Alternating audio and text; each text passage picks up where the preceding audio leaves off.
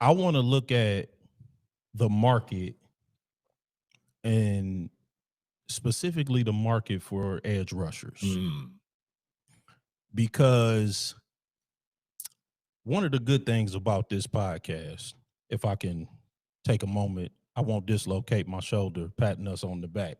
But Gotcha. one of the great things about this podcast is that we're not connected to any sports league. We're not connected to any network that gets a check from a sports league. So we are free to do analysis because most people are going to tell you what the NFL market is. Mhm. But we're going to examine why the NFL market is what it is. Yeah. Because I think that the conventional wisdom has become that the edge rusher is the second most important position on the field. And that's evidenced by the fact that Micah Parsons is making $47 million a year. Mhm. To put that in context, Jordan Love, the quarterback, the most important position on the field for Green Bay, he's making $55 million a year. Mhm. So he's just making a little bit more.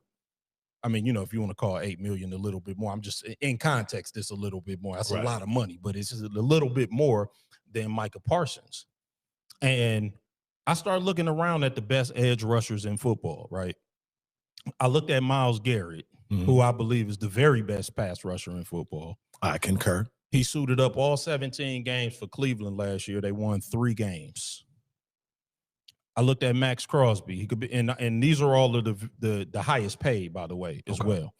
He suited up. Now, in fairness, he only played 12 games, so he missed some games due to injury, and maybe other reasons too. But I'll say due to injury.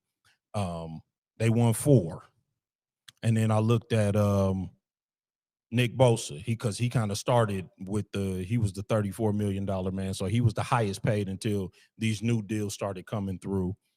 He suited up 14 games for the 49ers. They won 6. And of course, and then in fairness, you got to mention TJ Watt.